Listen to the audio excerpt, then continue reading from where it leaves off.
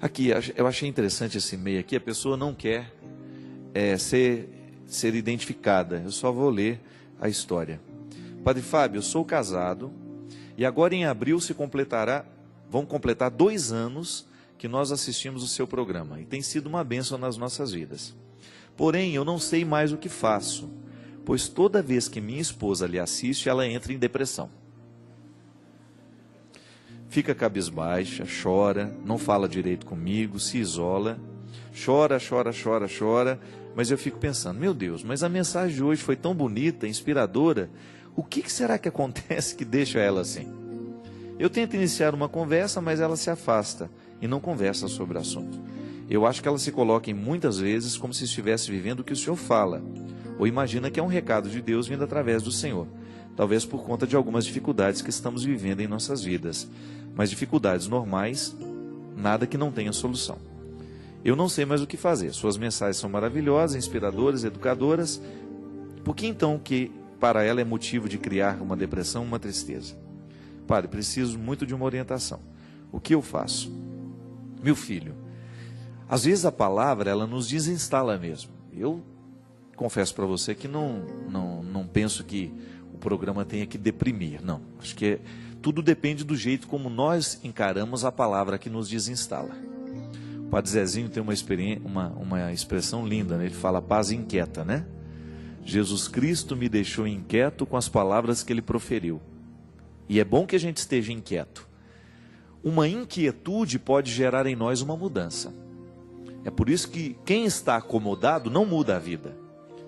Quem já acomodou-se aí, não fale mais comigo, me deixe em paz, esse não vai ter condições de mudar muita coisa.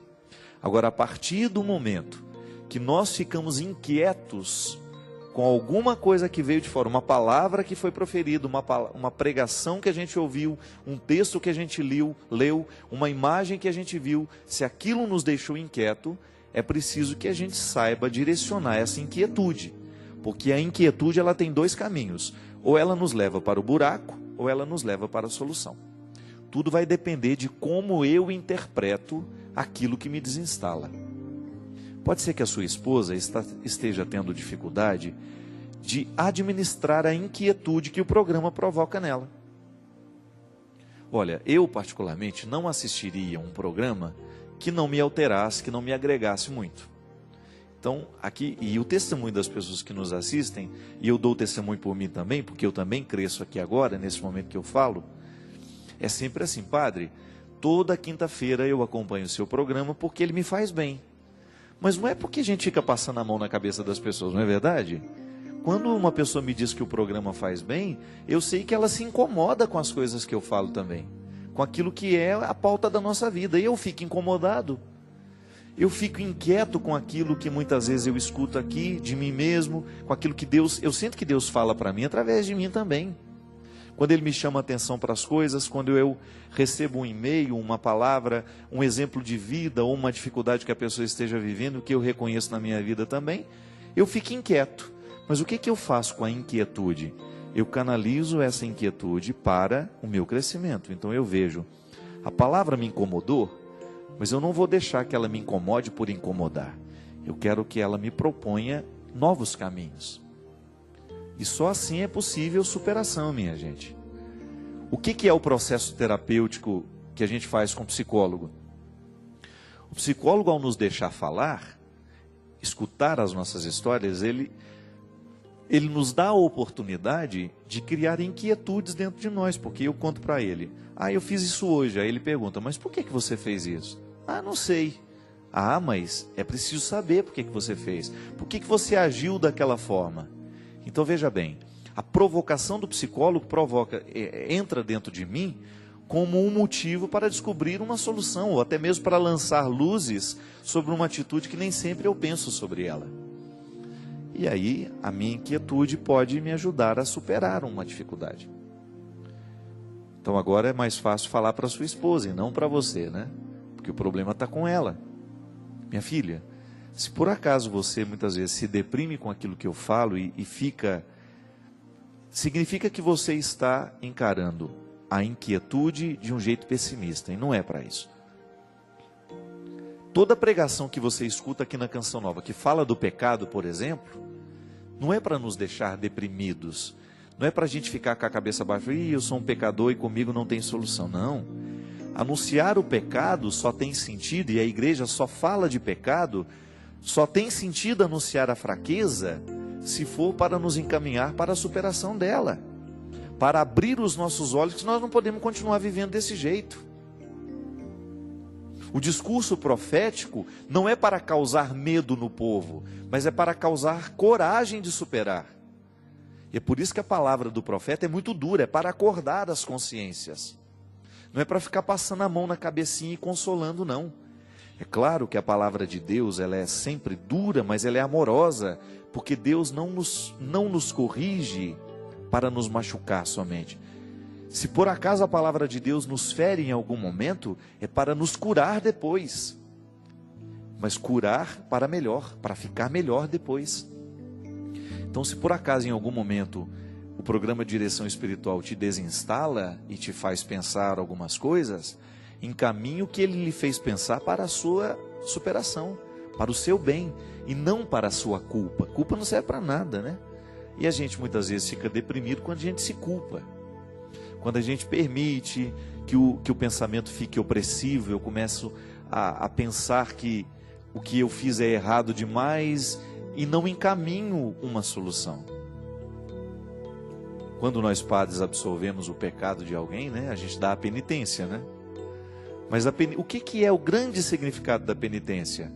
É um instrumental para a gente corrigir o erro que a gente cometeu. Imagina, você chega e fala para mim assim: padre, eu matei uma pessoa. Ah, meu filho, então vai lá, reza um Pai Nosso, uma Ave Maria, e eu te absolvo dos seus pecados. Não. Seria uma irresponsabilidade minha como padre?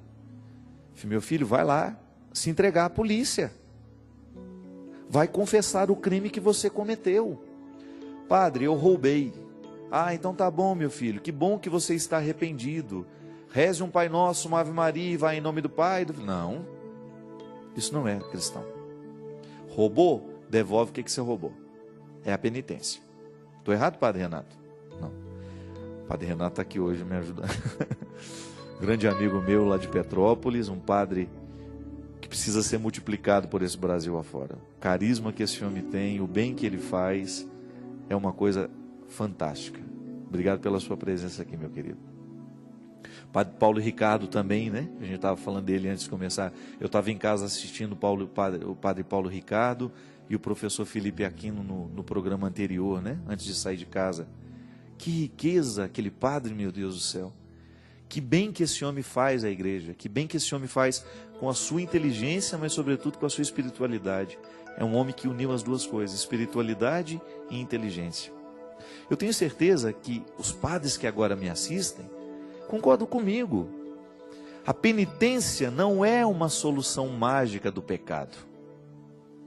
Quando nós colocamos uma penitência para o fiel, por causa faz parte do rito sacramental, né?